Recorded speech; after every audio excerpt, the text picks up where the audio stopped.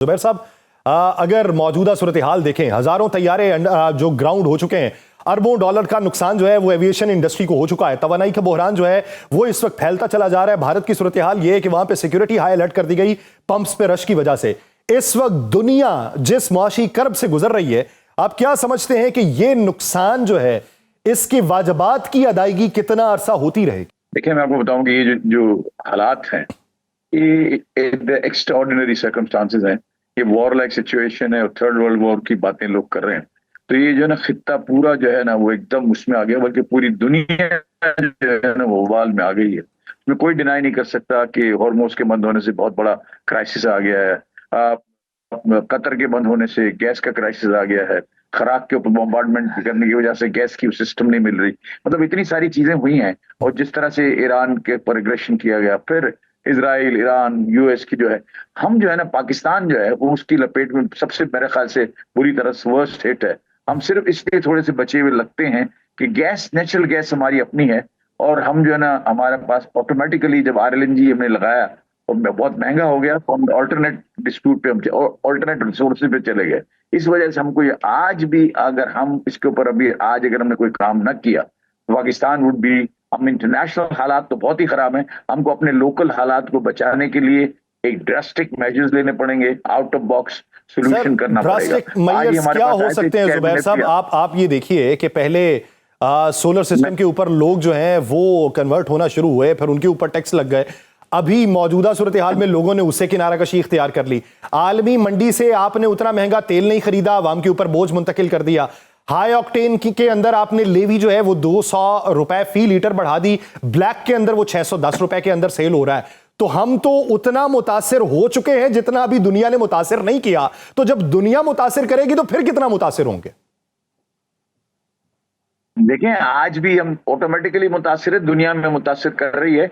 US के जो orders हैं वो स्लो डाउन हो गए हैं, यूरोपियन यूनियन के स्लो डाउन हो गए हैं। हमारे जो गल्फ के अंदर जो हमारे जितने लोग काम करते थे, इसमें कितने यहाँ वापस आ गए हैं। हमको तो बहुत बड़ा फॉल बैक हुआ है। हमारा जो रेमिटेंस है ये 4 महीनों को सिर्फ 8.06 बिलियन है। यानी हम तो बहुत ज्यादा सफर कर रहे हैं। लेकिन मैं ये बोलता हूँ कि सियाने क्या कहते हैं, सियाने कहते हैं कि आप अपना रास्ता ढूंढें।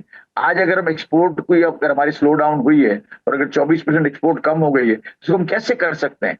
आज हमारे पास वो आए हुए थे चेयरमैन एफबीआर, उनको मैंने 6 नुकात दिए। मैंने बोला इनके ऊपर अगर आप काम करेंगे तो शायद कुछ बचत हो जाए और हम प्राइस वॉर के अंदर जीत कर अपने एक्सपोर्ट को कंटिन्यू, कम से कम पुरानी लेवल पे ना रख सकें तो पुरानी से 10-20% नीचे में हम ये निकल जाएं। आपका रेमिटेंस भी 8 बिलियन, अब कहां आपके पास गुंजाइश है? गुंजाइश एक ही है कि आपका जो एक्सपोर्ट बिल्कुल डाउन हो गया है वो करना चाहिए। इंडिया ने क्या किया, फ्रूट एंड वेजिटेबल एक्सपोर्ट के लिए उन्होंने 4 जो है ना वो अपने चार्टर फ्लाइट चला रहे हैं रोजाना की। और वो उसके ऊपर फ्रेट सब्सिडी देकर अपने माल को अपने घर में स्टोर नहीं कर रहे और भेज रहे हैं, दुबई के अंदर लैंड कर रहे हैं। वो जितना जो भी हो सकता है उसके अंदर वो काम कर रहे हैं। हमको क्या करना चाहिए? देखिए, मैं आपको समझता हूँ कि देखिए हालात तो खराब हैं। मैं तो इस वक्त हुकूमत को भी मैं शाबाश देता हूँ। हमेशा हम क्रिटिसाइज करते हैं, लेकिन उन्होंने डे टू डे मीटिंग करके बहुत सारे फैसले लिए हैं। हाँ, ये फैसले को मैं जो है इन्होंने 50 रुपए जो बढ़ाया, 55 रुपए पेट्रोल के ऊपर, उसके अंदर उसको उनको टैक्स नहीं लेना चाहिए था। वो बाकी सारे पे टैक्स, 50 रुपए पे भी उनको टैक्स मिल रहा है। ये ज्यादती है, ये नहीं करना चाहिए था। लेकिन जो हालात चल रहे हैं उसके अंदर मैंने 6 नुकात है, मैं आपको बताता हूँ। एक तो ये है कि देखिए फ्रेट बढ़ गया क्योंकि वॉर रिस्क इंश्योरेंस लग गया और बाकी जो फासले बढ़ गए और जो टाइम का प्रॉब्लम हो गया। उसके लिए जरूरत इस बात की है कि हम जो कस्टम ड्यूटी ले रहे हैं, यहाँ पैसे बनाने को गवर्नमेंट को नहीं बैठे। गवर्नमेंट ने बजट बना लिया है, उनका एक टारगेट्स हैं, वो वैसे भी मीट होंगे। तो आप अगर आप इस वक्त, अगर मेरा फ्रेट पहले $5,000 था,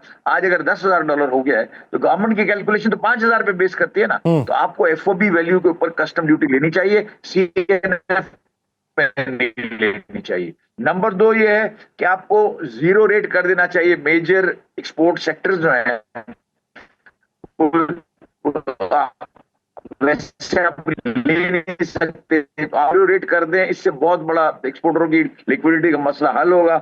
इस हमारी अपनी नेचुरल गैस है, इसके उसको हम इनकैश कर सकते हैं, इसको हम वेपन यूज कर सकते हैं और अपनी कॉस्ट ऑफ डूइंग बिजनेस को, कॉस्ट ऑफ मैन्युफैक्चरिंग को नीचे ले जाएं। और इसके साथ जो है ना, अगर हम उसको गैस को रैशनलाइज कर दें, टैरिफ्स को, तो मेरा ख्याल है कि इंडस्ट्री के ऊपर बहुत बड़ा फायदा हो जाएगा। इसी तरह से इलेक्ट्रिसिटी के अंदर भी है। फिर इसके बाद फ्रेट सब्सिडी, ये देनी बहुत जरूरी है। अगर आप देखिए, मैं जब इंपोर्ट कर रहा हूँ रॉ मटेरियल, तो मैं तो फ्रेट महंगा दे रहा हूँ और उसके ऊपर मैं मंगा रहा हूँ, मुझे पूरे बारे में नहीं आता। कम से कम जब मैं एक्सपोर्ट कर रहा हूँ तो गवर्नमेंट को जो रियलाइजेशन इस वक्त जो है, इट्स ओपन बुक है।